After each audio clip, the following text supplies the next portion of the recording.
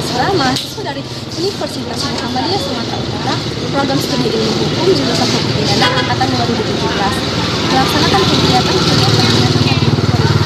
KKN di Desa Marindua, Kecamatan Patita, Kabupaten Mojo Serdang, Provinsi Sumatera Utara. Pelaksanaan kegiatan KKN Mandiri 2017 secara berjalan sosialisasi kepada masyarakat.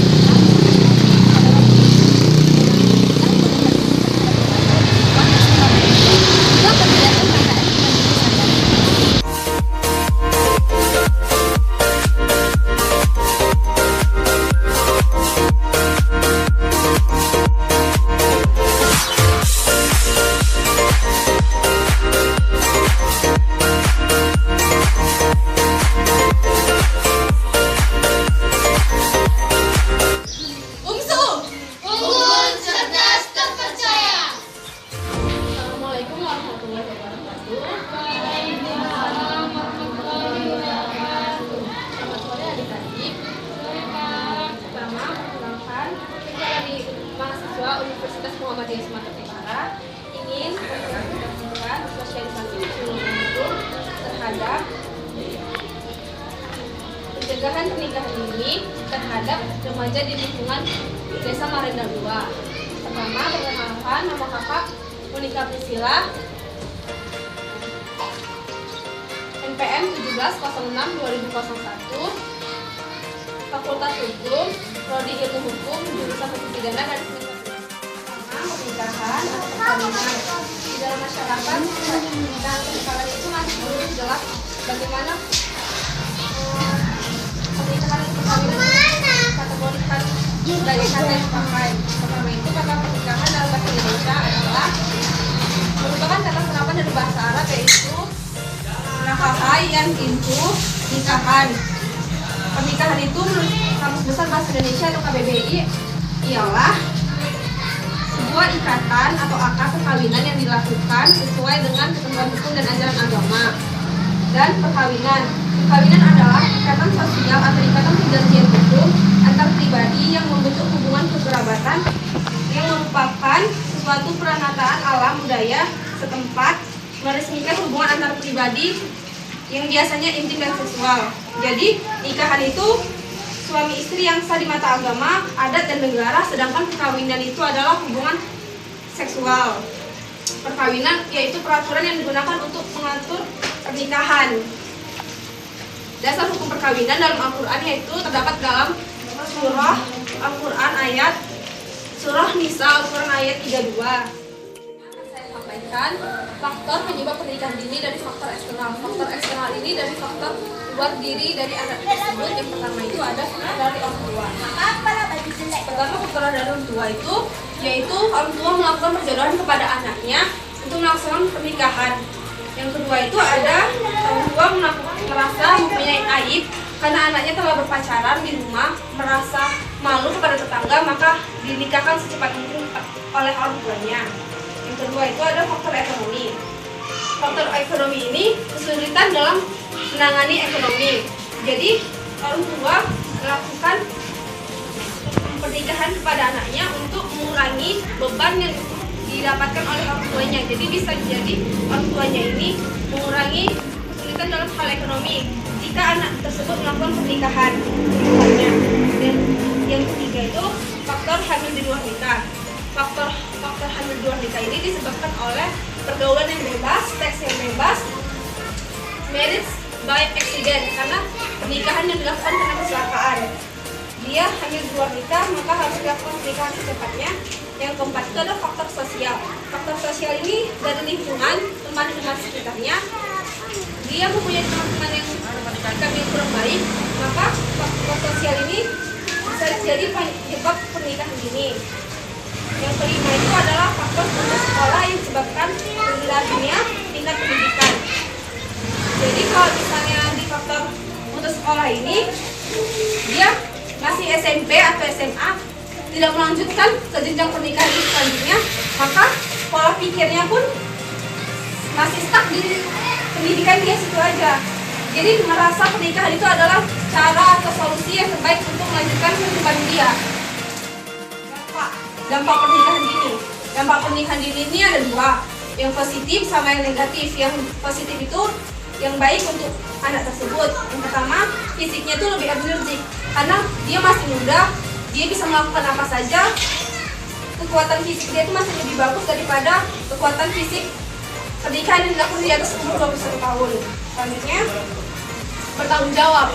Dia harus bisa bertanggung jawab karena sudah melakukan pernikahan di batas umur yang seharusnya belum dilakukan. Selanjutnya akan saya sampaikan terhadap dampak biologis. Dampak biologis ini di bawah umur 19 tahun, alat reproduksi masih belum siap dan bisa terjadi infeksi terhadap anak tersebut. Dan jika infeksi, maka bisa membahayakan organ dan jiwa anak tersebut. Selanjutnya, dampak kesehatan. Dampak kesehatan ini bisa menyebabkan kepada lebih dominan ke perempuan karena di perempuan ini bisa, jika dia hamil cepat setelah pernikahan, dia bisa terjadi kehamilan prematur dan bisa terjadi kematian ibu karena janin dia itu belum kuat karena dipaksakan dengan usia dia yang masih rentan. Selanjutnya ada dampak sosial. Dampak sosial ini dia ditempatkan oleh suaminya itu posisinya itu lebih rendah. Jadi bisa untuk dianggap suaminya itu hanya melakukan hubungan seksual saja, tidak dianggap perempuan ini sebagai perempuan yang bagus untuk dijadikan istrinya. Selanjutnya ada dampak KDRT. KDRT ini ialah kekerasan dalam rumah tangga. Karena usia mereka berdua ataupun salah satu masih belia, belum bisa mengontrol emosi, labil, jadi bisa mempunyai emosi yang bergugup-gugup. Dampaknya itu bisa kekerasan dalam rumah tangga. Selanjutnya ada dampak perceraian. Pernikahan dini, angka perceraian lebih tinggi daripada perceraian di pernikahan di atas usia 21 tahun. Nah, di sini ada skemanya, penyebab dan dampaknya. Bisa dilihat yang pertama tradisi dan adat. Di salah satu adat atau tradisi mereka mempunyai jika pernikahan itu dilakukan di bawah usia 19 tahun dan pendidikan rendah. Misalnya dia masih SMP atau SMA, orang tuanya merasa untuk apa lagi kegiatannya jika tidak melanjutkan pendidikan selanjutnya, maka dilakukan pernikahan orang tuanya. Yang ketiga ini adalah perjodohan. Perjodohan itu tidak semua terhadap ekonomi yang rendah, bisa juga ekonomi yang tinggi. Karena bisa melakukan kerjasama antar perusahaan, jadi orang tua itu melakukan perjodohan. Terus seks pranikah. Seks pranikah ini dia sudah melakukan pergaulan yang bebas, melakukan seks di luar pernikahan. Penyebabnya bisa jadi dia sudah hamil duluan dan dampak dari pernikahan anak ini di drop out dari sekolah, dikeluarkan dari sekolah karena melakukan kesalahan. Kalau dari sekolah sendiri tidak boleh dilakukan pernikahan dini. Terus selanjutnya pencegahan pernikahan dini. Yang pertama itu di tahap nasihati. Di tahap dinasihati ini peran utamanya ialah orang tua. Kenapa? Karena orang tua lebih dominan mengatur anaknya. Orang tua bisa menasehati jika anak tersebut mau melakukan pernikahan dini dan di luar usia dia yang masih belia. Terus yang kedua itu tahap pendataan. Tahap pendataan ini meminimalisir tingkat angka pernikahan dini oleh pegawai pencatatan pernikahan. Dan yang ketiga ini adalah tahap sosialisasi. Tahap sosialisasi yang seperti saya lakukan untuk meminimalisir pencegahan dini di sekitar wilayah lingkungan desa Marendel 2 ini. Selanjutnya, perketat undang-undang perkawinan. Perketat undang-undang perkawinan ini karena belum ada satupun undang-undang yang mengatur secara khusus terhadap perkawinan ini. Hanya saja mengatur batas usia maksimal atau minimal, batas usia minimal. Terus di undang-undang perlindungan anak tadi, undang-undang perlindungan anak mengatakan orang tua mengatur, mengkoordinasi anaknya agar tidak melakukan pernikahan dini. Jadi belum ada undang-undang secara khusus terhadap sanksi pelanggaran, mengasihkan sanksi pelanggaran tersebut untuk perkawinan atau pernikahan di usia dini tersebut.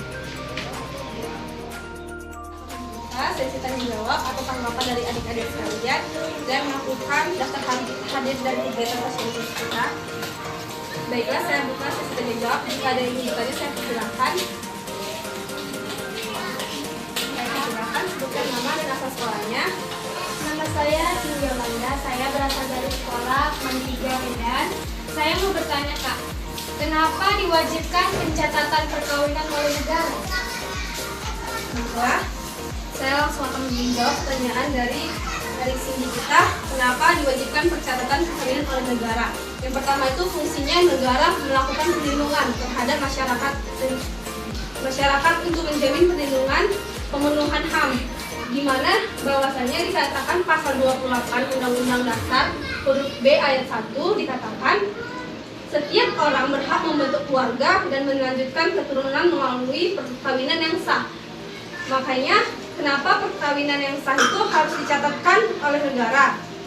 Karena untuk mempunyai hak dan kewajiban terhadap pernikahan mereka, di mana jika dilakukan pencatatan maka mereka mempunyai akta yang otentik. Bahasanya setelah itu mereka melakukan perbuatan hukum, di mana jika telah melakukan perbuatan hukum maka akan menimbulkan akibat hukum. Menimbulkan akibat hukum itu yaitu bukti akta otentik. Selanjutnya jika mereka mempunyai anak, mereka harus mendaftarkan akta kelahiran. Akta kelahiran itu harus mempunyai bukti perkawinan yang sah, dicatatkan ke negara, dicatatkan pegawaian pernikahan.